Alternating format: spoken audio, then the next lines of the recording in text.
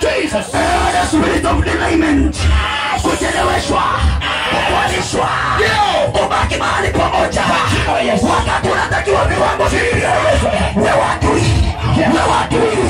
wewe mchawi, wewe mwanaume, wewe mwanamke, achia haki zako, uliyeiba, achia haki zako, achia